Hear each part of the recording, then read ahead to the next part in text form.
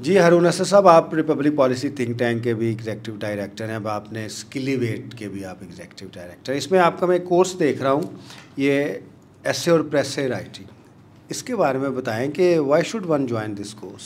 اچھا سر، اس میں سب سے پہلے بیسک سے اگر اسٹارٹ کریں، ابھی جو رائٹنگ اسکل ہے وہ اسٹل ٹاپ 10 جو سارٹ آفٹر اسکلز ہیں اس میں آتی ہے.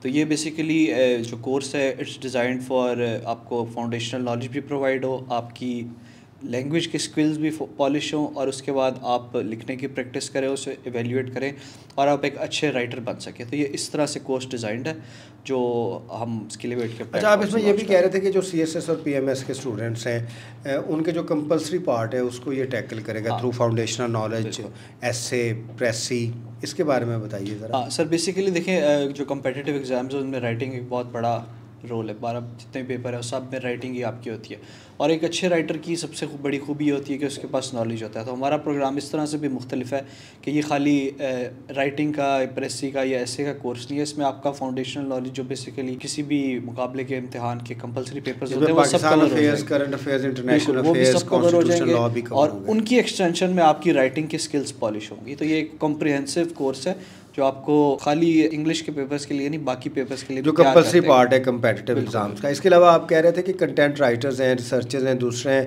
وہ بھی اس کورس سے فائدہ اٹھا سکتے ہیں. بالکل سر. ایسے جیسے آپ دیکھیں جرنلزم کے اسٹوڈنٹس ہیں جو فار ایگزامپل فائنل ایئر میں ہیں، جو چاہتے ہیں اپنا کیریئر بلڈ کرنا as a writer, as a columnist, تو ان کے لیے ضروری ہے اس میں فاؤنڈیشنل نالج بالکل شروع سے، کیونکہ جرنلزم کی جو ڈگری ہے اس میں یہ چیزیں شاید اس طرح سے کور نہیں ہوتی کہ کانسٹیٹیوشن کیا کہتا ہے، اور ہیومن رائٹس کا کانسیپٹ کیا ہے، گورننس کیا ہے، فیڈرلزم کیا چیز ہے. تو یہ چیزیں ساری وہ سیکھیں گے. اس کے بعد اس میں کیونکہ رائٹنگ کا ایک پراپر گرامر سے لے کے اسٹرکچر تک اور پھر پریکٹس اینڈ ایویلیویشن تک کور ہے، تو یہ ان کے لیے بہت بینیفٹ. اور اس میں ظاہر ہے آپ کا جو تھنک ٹینک کا کنٹینٹ ہے جس میں آپ کی ریسرچز ہیں، انالیسز ہیں، آرٹیکلز ہیں، جو آپ کے 10 تھیمز ہیں، وہ بھی اس میں آپ کو سپورٹ فراہم کریں گے. اچھا، لاسٹ کویشچن آپ سے یہ ہے اس بارے میں کہ یہ آن لائن ہوگا، اور آپ یہ کہہ رہے تھے کہ اس کا جو میتھڈ آف ٹیچنگ ہے، اور بعد میں موسٹ امپورٹنٹلی جو یہ اسائنمنٹ بیسڈ ہے اور آپ کو اسائنمنٹ کرنی ہوگی اس کو سیکھنے کے لیے، تو یہ اسائنمنٹ بیس کیوں ہے؟ سر دیکھیں، سب سے زیادہ امپورٹنٹ ہے آپ نے ایک اسکل سیکھ لی ہے، اس کو ٹرانسلیٹ کرنا، اس کو پریکٹیکل یوز میں لانا، یہ سب سے زیادہ امپورٹنٹ ہے.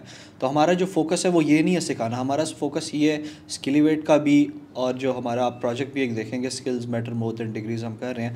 تو ہمارا جو اس کورس کا آبجیکٹیو ہے وہ یہ ہے کہ جب آپ یہ کورس پورا کر لیں تو آپ ایک اچھے رائٹر بن کے نکلیں.